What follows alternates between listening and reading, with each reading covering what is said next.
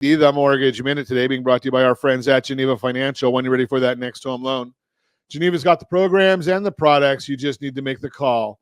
800-306-1990, 800-306-1990, and every day at this time, OBMMI.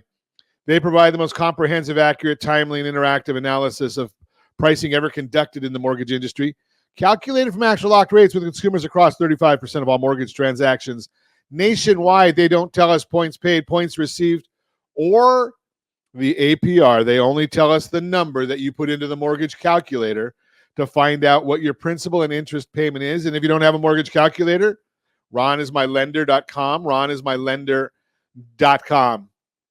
Let's take a look and see what the rates did yesterday, the latest data that we have available. 30-year conforming rates down 6.771, 30-year jumbo rates up 7.238, 30-year FHA down 6.551, USDA, that is the rural areas, generally no down payment, 6.62, and the best loan on the market for our veterans who do not want to put any money down, that is 6.387. That was up just a little bit. If you want our thoughts about the markets, we do put those out each morning as early as the data allows. All you have to do is sign up for it. It's a free subscription. rsrmarketminute.com, rsrmarketminute.com. Let's take a look and see what the markets are doing today as we look at that. The S&P 500 now down 97.52. 97.52. Let's see the 10-year Treasury. That one is up 10 basis points. I'm sorry, the 10-year Treasury is down 2 basis points, 4.233. That's the yield, the interest rate. The mortgage bond, that's up 10 basis points. That means interest rates on the mortgages are down a little bit today. When the bond goes up, the rates go down. Just mathematics. That's the way it works. So let's take a look and see what's driving this. Well, we're getting some more bad data. Does that surprise anybody? Bureau of Labor Statistics, once again. Surprise, surprise, surprise. So the Bureau of Labor Statistics does a model, and they figure out what they think that the labor is, job creations. And they come out with that number the first Friday of every month. They revise it the next two months and still get it wrong. That just baffles me. I understand how you get it so wrong the first time almost.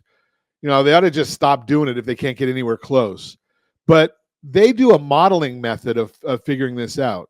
Then you've got the quarterly census of employment and wages. This is done by the U.S. Department, the Census Department, and businesses must respond to this one. So it is much more accurate because when the businesses have to respond, well, they're telling the Census Bureau, this is how many people I have right now. This is how many people I had last quarter, last month, whatever they're doing. So the problem is because it's done as a must respond, there is a delay to it. So the latest data we have, and obviously we're recording this in the latter part of July, they just released their Q4 data from 2023.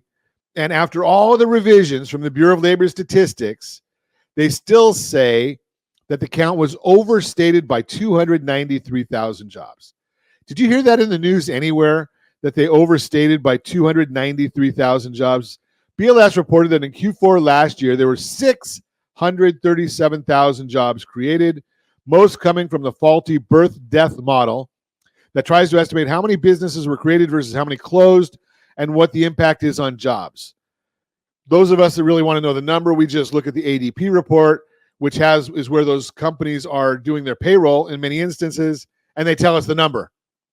But the Bureau of Labor Statistics doesn't do that. The QCEW data shows that there were only 344,000 jobs created during the same period. Remember, the Bureau of Labor, meaning the job picture is much worse than initially reported. The 293,000 overstated 261,000, 90% came from the birth-death model. Odd. This is old data, so it's not going to have a big impact on the market, but it is the actual data and confirms that the BLS has been overstating the strength of the labor market. The Fed will definitely look at these numbers and factor that into their rate cut decisions. as they have a dual mandate and want to see stable prices. That's where we keep talking about the 2% core inflation, and we get their favorite measure of inflation this on Friday, as well as maximum employment. They do not want to see unemployment rate rise much higher. The weaker jobs data and expected decline in Friday's PCE inflation data will likely be discussion points at the July 31st Fed meeting.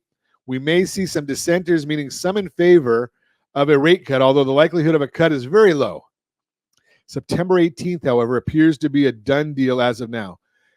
Other data that came out, new home sales, which measures assigned contracts on new homes, fell 0.6% in June to a 617,000 unit annualized pace, which was lower than market estimates. When factoring in the slight positive revisions to last month, sales were down 0.3%, which is essentially flat. There are 476,000 new homes for sale at the end of June, which was up slightly from 472,000 in May. Current pace of sales, there is a 9.3 month supply, which is up from 9.1. However, got to remember this part, only 102,000 are completed. And when looking at the pace of sales versus homes that are completed, available supply, there's only about 2 months supply available, up from 1.9. This means that 374,000 homes are either not started or under construction. And it's unclear how many will actually make it to the finish line because financing and carrying costs are high. Median home price reported at $417,000, up 2.5%. Remember, that is just the mix of homes for sale. Has nothing to do with the legitimate number of anything. So don't get too excited about median prices. What you really want to know is what's going on the house on your street. And if you want to know that information, yes, of course, we have it at Ron Siegel Radio, rsrlinks.com/market report, rsrlinks.com/market report. You can actually get your zip code, which is going to be a whole lot more accurate than going with anything else.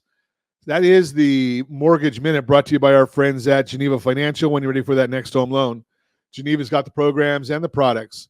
You just need to make the call, 800-306-1990, 800-306-1990.